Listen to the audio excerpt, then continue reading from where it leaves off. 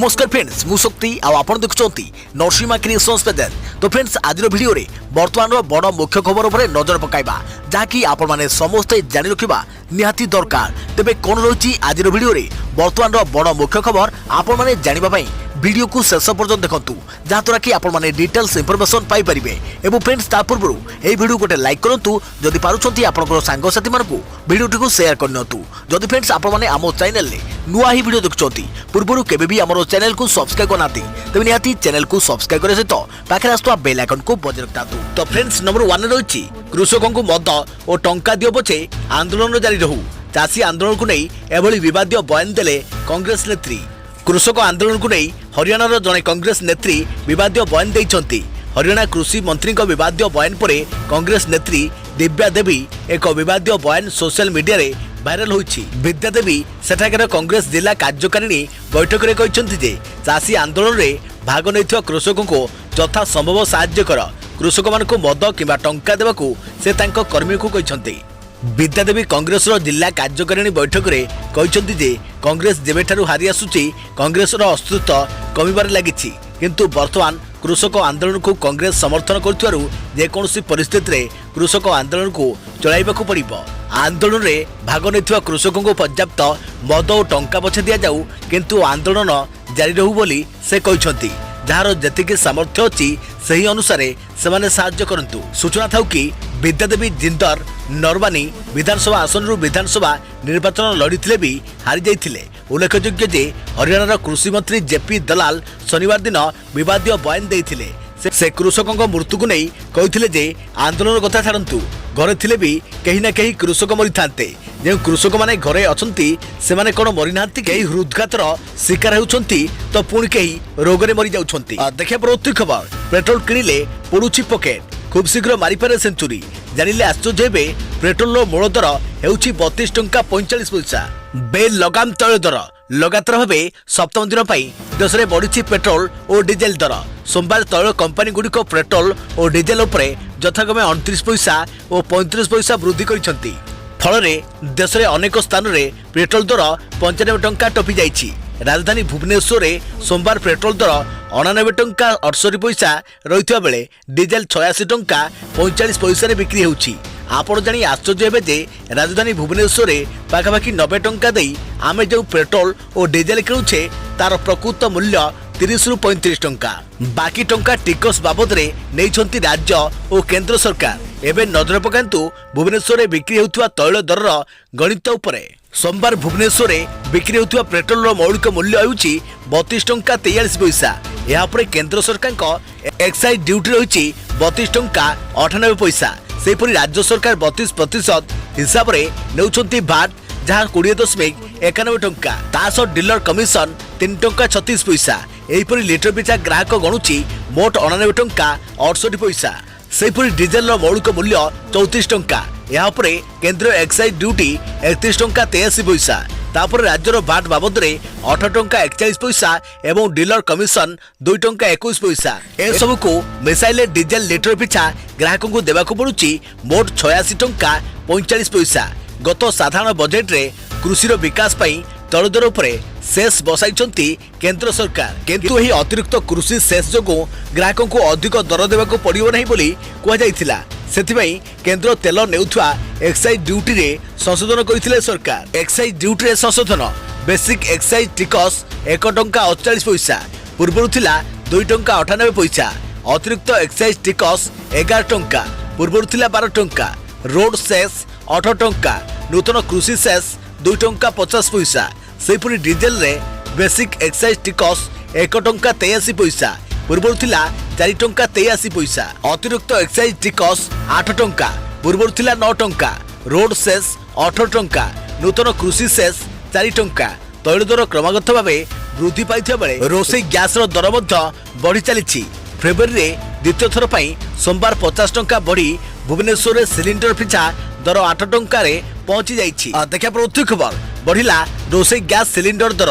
सोमवार ठारू लागू हैला नुआ दर वृद्धि नहीं बीजेपी कांग्रेस मुहांमुही। देश में महंगा दर साधारण लोकों को चिंता बढ़ाई देछि। तेल दर लगातार भाव वृद्धि पाउथिबा बेले एबे राजधानी दिल्ली रे बढ़िछि रोषेई गैस सिलिंडर दर।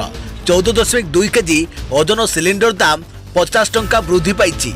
यास रोषे गैस सिलिंडर पर खाउटी को 769 टंका गणिबा पड़ो। या मुहांमुही होती बीजेपी और कांग्रेस। दर वृद्धि को नहीं कांग्रेस एक सांबादिक सम्मेलन कर केंद्र सरकार को टार्गेट कर चाषी प्रति बर्बरता देखा सरकार एवं देशर प्रति चुली को टार्गेट करने सह गृहिणी अंटा भांगे प्रस्तुत चलाई कांग्रेस।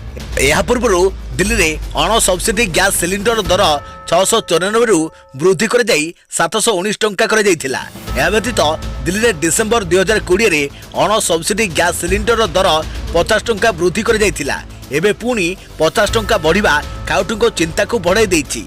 गत 10 दिन भितर रोषे गैस सिलिंडर दर में 75 टंका वृद्धि पाई कांग्रेस। या रविवार दिन प्रीमियम पेट्रोल दर राजस्थान और मध्य प्रदेश में 100 टपिछि।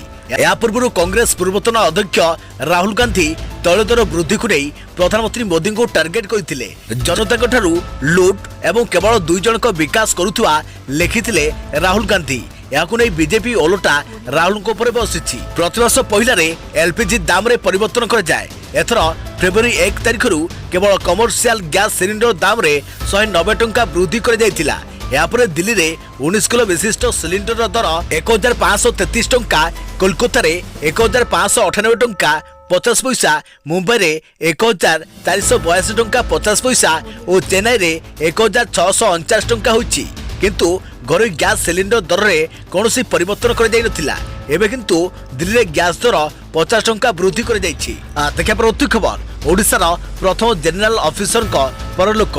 अवसरप्राप्त ओडिया सेना अधिकारी मेजर जनरल बसंत कुमार महापात्र को परलोक होइछि। 87 वर्ष बयस रे हृदघात रे आदि तांकर वियोग होइछि। से होउछंती ओडिशार प्रथम जनरल ऑफिसर। मेजर जनरल बसंत महापात्र टैंक मैन भावे परिचित थिले। 1961 रे गोवा ऑपरेशन सहित 1965 और 1971 युद्ध रे से अंशग्रहण करथिले। 1934 जनवरी 16 रे जन्म होइथिबा एही सेना अधिकारी 1954 रे कमिशनर अधिकारी भावे 3rd काभाली रे जोग देइथिले। सेनार बहुत गुरुत्वपूर्ण पदपदवी रही से अनेक दायित्व तुलाइछंती। उल्लेखनीय सेवा और अवदान पाई मेजर जनरल बसंत कुमार महापात्र को अति विशिष्ट सेवा मेडल रे सम्मानित कर जाइथिला। देखा पर अति खबर हॉलीवुड फिल्म रे अभिनय करथिले मुख्यमंत्री नवीन पटनायक ओडिशा रे दीर्घ 20 वर्ष रु अधिक शासन करि आछुंती। से ओडिशावासी अति प्रिय नेता। तेबे राजनीति रे सक्रिय थिबा मुख्यमंत्री नवीन पटनायक एकदा फिल्म जगत रे मध्य रुचि रखाइथिले।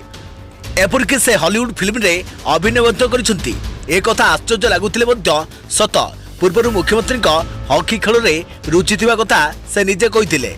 एबे किंतु तांकर फिल्म रे मध्य रुचि रहिथिबा कथा सामना को आसीछि। 1988 मसिया रे रिलीज होइथिबा हॉलीवुड फिल्म द डेसिवर्स बा प्रतारक 30 वर्ष तलर एही फिल्म को नहीं एबे ओडिशा रे बेस चर्चा। कारण एथिरे एक छोट भूमिका रे अभिनय करथिले नवीन।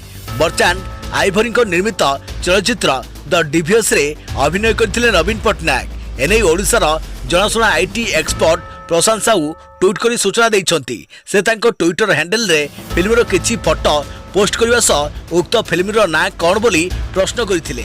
एथिस एही हॉलीवुड फिल्म रे ओडिया अभिनेत्री डॉली जेना मध्य अभिनय करथिबा से कहिसंती। प्रशांत को एही ट्विटर रो पोस्ट परे चारियाडू प्रतिक्रिया मिलिथिबा देखिबा को मिलिछि। अनेक लोक तांकर एही ट्विटर पोस्ट रे कमेंट करिसंती। देखा प्रति खबर घर बसी पाई परिबे 20,000 टंका। एसबीआई 41 कोटी ग्राहकों आनिला ही योजना। एमिति उठाई परिबे यार फायदा। सार्वजनिक क्षेत्र में देशर सबुठारु बड़ bank state bank of India जहाँकि एसबीआई निजर 41 कोटी ग्राहकों एक विशेष सुविधा आनी। यार उपभोक्ता माने घरे बसी 10,000 टंका नगद टंका बा कैश मागणा पाई परिबे। एथिबे बैंक रो टोल फ्री रो नंबर रे कॉल करिवा पाई पड़िबो। मोबाइल ऐप रे टंका मगाइबा सबुठारु भलो। नगद टंका सह एसबीआई अन्य केतक सुविधा देउछि। घर बसी आपण एही सुविधा पाई परिबे। चेक ड्राफ्ट एवं पे ऑर्डर पाई एबे पिकअप सर्विस, ड्राफ्ट एवं पे ऑर्डर पाई डिलीवरी सर्विस मध्य आरंभ होउछि। या सह एसबीआई केवाईसी डॉक्यूमेंट मध्य घरे बसी देई परिबे। फॉर्म 15H मध्य घर बसी आपण जमा करि परिबे। गोटे दिन सर्वाधिक गोटे ट्रांजेक्शन करि परिबे। सर्वाधिक 20,000 टंका उठाई परिबे। एही योजनार लाभ एसबीआई रो 41 कोटी ग्राहकों पाई। देखा प्रति खबर विराट सेना को प्रशंसा कले इमरान खान। कहले किपरि नंबर 1 हैला टीम इंडिया। पाकिस्तान प्रधानमंत्री तथा पूर्वतन अधिनायक इमरान खान भारतीय दल को प्रशंसा पोती पकाई। भारत क्रिकेट रे अनेक टेक्निक रे परिवर्तन पर विश्वर नंबर 1 स्थान रे पहुंची से कहते। इमरान खान कहते जे पाकिस्तान सदाबले एक भल दल किंतु दल निजर टेक्निक रे सुधार करि पारि नाही। विश्व रे दबदबा जाहिर करि पारुथबा टीम पाकिस्तान नुहे। आज भारत विश्वर श्रेष्ठ टीम कारण से माने निज ढांचा और टेक्निक रे अनेक परिवर्तन करिसंती। से आहुरी कहते जे जेकोसी ढांचा रे काम करिबा और प्रतिभा खोजिबा पई समय लागि थाए। दिने ना दिने पाकिस्तान भी शीर्ष रे पहुंचीबो। या सो तांकर व्यस्त कार्यक्रम पई खेल पई से अधिक समय दे पारुनथिबा कहचंती। देखा परवर्ती खबर श्रीमंतर उत्तर द्वार रे पड़िला रक्त छिटा। श्रीमंतर उत्तर द्वार रे पड़िला रक्त छिटा। जड़े यात्री सहायक और जड़े सुआर सेवायतों मध्य मारपिट जोगु घटी एमती एक घटना। यही घटना रे यात्री सहायक आहत होइछि। तांको ना दामोदर गोछिकार। तांको मुंडरे आहत लागिछि। तांको डाक्तरखाना रे भर्ती कर जाइतिला। तेबे चिकित्सा परे तांको डाक्तरखाना छाड़ी दिया जाइछि। सूचना अनुसार सुआर सेवायत रामकृष्ण खुंटिया कुड़ुआ नहीं मंदिर को जाउथवा समय यात्री सहायक दामोदर गोचिकार सहित तांकर बचसा होइतिला। एही समय उत्क्षिप्त रामकृष्ण कुड़ुआरे दामोदर मुंड को छेची देइथिले। एही घटना नहीं सिंहद्वार थाना रे अभियोग होइछि। पुलिस घटनार तदंत करुछि। सुआर सेवायत रामकृष्ण खुंटिया को पुलिस अटक रखी पचराउचरा करुथवा जଣା पड़िछि। अन्य पक्षरे एही घटना नहीं श्रीमंदिर प्रशासन पक्षरु कोनोसी प्रतिक्रिया मिली नाही। देखा परवर्ती खबर खूब शीघ्र घरोईकरण हेबाकु जाउछि एही 4 बैंक। एथरे रहिछि कि आपन को अकाउंट जानतु। केंद्र सरकार शीघ्र आउ 4टी बैंक घरोईकरण करने जाउछंती। लाइव मिंट अनुसार सरकार को घरोईकरण आगामी पर्याय पाई 4 मध्यम धरणर राज्य संचालित बैंक को चयन करिसंती। एही 4 बैंक खूब शीघ्र घरोईकरण हेबाकु जाउछि। तालिका रे bank of Maharashtra, bank of India जाकि बीओआई, इंडियन और ओवरसीज बैंक और सेंट्रल बैंक ऑफ इंडिया सामिल। सरकारी बैंक रू बिक्री करी सरकार राजस्व आदाय करने को चाहते जहाद्वारा टंकार विनियोग सरकारी योजना उपर कर जाई परिबो। सरकार बड़ स्तर रे घरोईकरण करिवार योजना करिसंती। वर्तमान बैंकिंग सेक्टर रे सरकार को अधिक संशोधन रही। एथिरे हजार संख्यक कर्मचारी काम करुछंती। देखा परवर्ती खबर खुशी खबर मार्च 1 रु राज्य में वरिष्ठ नागरिकों को दियाजिबो कोरोना टीका। खुशी खबर राज्य में जारी रही कोरोना टीकाकरण। मार्च 1 रु राज्य में वरिष्ठ नागरिकों को दियाजिबो कोरोना टीका। एने सूचना देइछंती स्वास्थ्य विभाग वैश्विक मुखपात्र प्रोफेसर जयंत पंडा। मार्च 1 रु वरिष्ठ नागरिकों को कोरोना टीका देवा आरंभ नहीं केंद्र सरकार निष्पत्ति नेइछंती। सेही अनुसार 50 वर्ष रु अधिक वयस्कों को टीकाकरण कराजिबो। वरिष्ठ नागरिकों रजिस्ट्रेशन करा जाई टीकाकरण कराजिबो। अन्यपटे आज राज्य में टीकाकरण द्वितीय डोज आरंभ होइछि। देशव्यापी जनवरी 16 तारिख रु कोरोना टीकाकरण आरंभ होइछि। ओडिशा मध्ये एही क्रम रे आरंभ होइछि। तबे चलित वर्ष 10 तारिख सुधा राज्य में पंजीकृत होइतिबा स्वास्थ्यकर्मी को प्रथम डोज टीका देबा पई सरकार निष्पत्ति नेइथिले। अनेक स्वास्थ्यकर्मी टीका नै नथिवारु आउ 3 दिन अवधि वृद्धि कर जाइथिला। एजाय 3,38,700 पंजीकरण करिथिबा बेले 2,87,442 जन स्वास्थ्यकर्मी प्रथम डोज टीका नेइचंती। द्वितीय पर्याय आगधाड़ी योद्धा को टीका दिया जाउछि। देखा परवर्ती खबर भारत इंग्लैंड टेस्ट। इंग्लैंड ठारू 227 रन रे हारिला भारत। चेन्नई रे भारत और इंग्लैंड मध्य खेला जाइथिबा प्रथम टेस्ट रे भारत परास्त होइछि। 227 रन रे भारत इंग्लैंड ठारू पराजय वरण करिछि। एही विजय सह इंग्लैंड 4 टिकिया सीरीज रे 1-0 रे आगुआ होइछि। भारत को 420 रन रो टार्गेट देइथिला इंग्लैंड किंतु याको पूर्ण करबा को जाई भारत 192 रन रे ही ऑल आउट हो जाइथिला। यासह भारत 4 वर्ष परे निज माटी ही पराजयर स्वाद चाखी 420 रन विजय लक्ष्य को पिछा करुवा भारत द्वितीय इनिंग्स रे रोहित शर्मा और चेतेश्वर पुजारा विकेट हराई। रोहित 12 और पुजारा 15 रन करी फैविलियन फेरी। पर पंचम दिन में शुभमन गिल 50 रन करी फैविलियन फेरी। यापर आदित्य रहाणे बिना कौनसी रन रे आउट होते। देखा परवर्ती खबर दिशा रवि गिरफ घटना। प्रेसमिट रे पर्दाफाश कला दिल्ली पुलिस। बेंगालुरु परिवेशविद दिशा रवि गिरफ घटना को नहीं दिल्ली पुलिस सांबादिक सम्मेलन देश को बदनाम करने को प्रस्तुत होता विधिवत योजना। जनवरी 26 पूर्व जूम मीटिंग रे प्रस्तुत होता टूल किट। दिशा रवि और तांकर केते जण सहयोगी सह प्राय 50 रु 60 जण एही वर्चुअल मीटिंग रे शामिल होथिले बोली कहिछि दिल्ली पुलिस। चाषी आंदोलन बढ़ाइबाकू जनवरी रे एही टूल किट तैयार होइथिला। यासो विदेश रे भारत दूतावास को टार्गेट करने को योजना प्रस्तुत कर जाइथिला। 26 ଜାନୁଆରୀ ପୂର୍ବରୁ ଟ୍ୱିଟରରେ ହ୍ୟାଶଟ୍ୟାଗ ଷ୍ଟର୍ମ ଆରମ୍ଭ କରିବାକୁ ଯୋଜନା ପ୍ରସ୍ତୁତ ହୋଇଥିବା ନେଇ ଦିଲ୍ଲୀ ପୋଲିସ ପାଖରେ ଖବର ଥିବା ସାଇବର ସେଲ୍ର ଜଏଣ୍ଟ କମିଶନର ପ୍ରେମନାଥ ସୂଚନା ଦେଇଛନ୍ତି। ଦେଖିବା ପରବର୍ତ୍ତୀ ଖବର ରାଜ୍ୟରେ ଆଜି 88 ଜଣ କରୋନା ଆକ୍ରାନ୍ତ ଚିହ୍ନଟ। ଜାଣନ୍ତୁ କେଉଁ ଜିଲ୍ଲାରେ ରହିଛନ୍ତି କେତେ ସଂକ୍ରମିତ। ଆଜି ରାଜ୍ୟରେ 28 ଜଣ କରୋନା ଆକ୍ରାନ୍ତ ଚିହ୍ନଟ ହୋଇଛନ୍ତି। ଏନେଇ ରାଜ୍ୟ ସୂଚନା ଓ ଲୋକ ସମ୍ପର୍କ ବିଭାଗ ପକ୍ଷରୁ ସୂଚନା ରହିଛି। ଆଜି ଚିହ୍ନଟ ମୋଟ ଆକ୍ରାନ୍ତଙ୍କ ମଧ୍ୟରୁ କ୍ୱାରେଣ୍ଟାଇନ୍ କେନ୍ଦ୍ରରୁ 51 ଜଣ ଚିହ୍ନଟ ହୋଇଥିବା ବେଳେ 37ଟି ଲୋକାଲ କେସ୍ ରହିଛି। ନୂତନ ଆକ୍ରାନ୍ତଙ୍କୁ ମିଶାଇ ଏବେ ରାଜ୍ୟରେ ଆକ୍ରାନ୍ତଙ୍କ ସଂଖ୍ୟା 3,36,262କୁ ବୃଦ୍ଧି ହୋଇଥିବା ବେଳେ ସୁସ୍ଥ ହୋଇଛନ୍ତି 3,37,554 ଜଣ।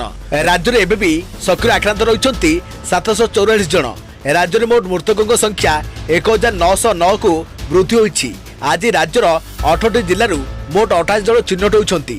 ଆଜି ସର୍ବାଧିକ ସୁନ୍ଦରଗଡ଼ ଜିଲ୍ଲାରୁ 27 ଜଣ, ବରଗଡ଼ ଜିଲ୍ଲାରୁ 10 ଜଣ, ଅନୁଗୁଳ ଜିଲ୍ଲାରୁ 3 ଜଣ, ବାଲେଶ୍ୱର ଜିଲ୍ଲାରୁ 4 ଜଣ, ବଲାଙ୍ଗୀର ଜିଲ୍ଲାରୁ ଜଣେ, ବୌଦ୍ଧ ଜିଲ୍ଲାରୁ ଜଣେ, କଟକ ଜିଲ୍ଲାରୁ ଜଣେ, ଦେବଗଡ଼ ଜିଲ୍ଲାରୁ ଜଣେ, ଯାଜପୁର ଜିଲ୍ଲାରୁ 4 ଜଣ, ଝାରସୁଗୁଡ଼ା ଜିଲ୍ଲାରୁ 3 ଜଣ, କଳାହାଣ୍ଡି ଜିଲ୍ଲାରୁ ଜଣେ, କେନ୍ଦୁଝର ଜିଲ୍ଲାରୁ 5 ଜଣ, ଖୋର୍ଦ୍ଧା ଜିଲ୍ଲାରୁ 3 ଜଣ, ମୟୂରଭଞ୍ଜ ଜିଲ୍ଲାରୁ 7 ଜଣ, ନୟାଗଡ଼ ଜିଲ୍ଲାରୁ 1 ଜଣ, ନୂଆପଡ଼ା ଜିଲ୍ଲାରୁ 2 ଜଣ, ପୁରୀ ଜିଲ୍ଲାରୁ 9 ଜଣ, ସମ୍ବଲପୁର ଜିଲ୍ଲାରୁ 4 ଜଣ ଏବଂ ଷ୍ଟେଟ୍ ପୁଲରୁ ଜଣେ ଆକ୍ରାନ୍ତ ଚିହ୍ନଟ ହୋଇଛନ୍ତି। ଦେଖିବା ପରବର୍ତ୍ତୀ ଖବର ଆସୁଛି କାଳବୈଶାଖୀ ବର୍ଷା। 15 ଜିଲ୍ଲାକୁ ୟେଲୋ ୱାର୍ଣ୍ଣିଂ। ଆଜିଠାରୁ 3 ଦିନ ଯାଏଁ ରାଜ୍ୟରେ ବର୍ଷା ହେବାର ସମ୍ଭାବନା ରହିଛି। 16 ତାରିଖରେ ଅର୍ଥାତ୍ ଆଜି ସମ୍ବଲପୁର, ନୂଆପଡ଼ା, ବରଗଡ଼, ଝାରସୁଗୁଡ଼ା, ସୁନ୍ଦରଗଡ଼, ଦେବଗଡ଼ରେ ସ୍ୱଳ୍ପ ପରିମାଣର ବର୍ଷା ହେବ। ସେହିପରି 17 ତାରିଖ ଦିନ ଦକ୍ଷିଣ ଅଭ୍ୟନ୍ତରୀଣ ଓଡ଼ିଶା ସମେତ ଗଜପତି, ଗଞ୍ଜାମ, କେନ୍ଦୁଝର, ମୟୂରଭଞ୍ଜ, ଅନୁଗୁଳ, ଢେଙ୍କାନାଳ, ଯାଜପୁର, ବାଲେଶ୍ୱର, ଭଦ୍ରକ ଜିଲ୍ଲାରେ ବର୍ଷା ହେବ। ସେହିଦିନ ବିଭିନ୍ନ ଜିଲ୍ଲାକୁ ଝଡ଼ ତୋଫାନ ସହିତ ବଜ୍ରପାତ ହେବ ବୋଲି ଭୁବନେଶ୍ୱର ଆଞ୍ଚଳିକ ପାଣିପାଗ କେନ୍ଦ୍ର ସତର୍କ ସୂଚନା ଜାରି କରିଛି। ରାୟଗଡ଼ା, ଗଜପତି, ଗଞ୍ଜାମ, କନ୍ଧମାଳ, କଳାହାଣ୍ଡି, ବୌଦ୍ଧ, ସୋନପୁର, ବଲାଙ୍ଗୀର, ମୟୂରଭଞ୍ଜ ଓ କେନ୍ଦୁଝର, ବାଲେଶ୍ୱର, ଭଦ୍ରକ, ଯାଜପୁର, ଅନୁଗୁଳ ଓ ଢେଙ୍କାନାଳ ଆଦି 15 ଜିଲ୍ଲାକୁ ଝଡ଼ ତୋଫାନ ସହିତ ବଜ୍ରପାତ ହେବାର ଆଶଙ୍କା ଥିବାରୁ ଏ ସମସ୍ତ ଜିଲ୍ଲାକୁ ୟେଲୋ ୱାର୍ଣ୍ଣିଂ ଜାରି କରାଯାଇଛି। ସେହିପରି 18 ତାରିଖ ଦିନ କେନ୍ଦୁଝର, ମୟୂରଭଞ୍ଜ, କନ୍ଧମାଳ, ଗଜପତି, ଗଞ୍ଜାମ, ଅନୁଗୁଳ, ଢେଙ୍କାନାଳ, ଯାଜପୁର, ଭଦ୍ରକ, ବାଲେଶ୍ୱର ଜିଲ୍ଲାର ଗୋଟିଏ କିମ୍ବା 2ଟି ସ୍ଥାନରେ ବର୍ଷା ହେବ ବୋଲି ପାଣିପାଗ କେନ୍ଦ୍ର ପୂର୍ବାନୁମାନ କରିଛି। ଅନ୍ୟପକ୍ଷରେ ଧୀରେ ଧୀରେ ପାରଦ ଉପରମା ହେଉଛି। ଗତକାଲି ଫୁଲବାଣୀ ଓ ବୌଦ୍ଧ ଜିଲ୍ଲାରେ ସର୍ବନିମ୍ନ 10.5 ଡିଗ୍ରୀ ତାପମାତ୍ରା ରେକର୍ଡ କରାଯାଇଛି।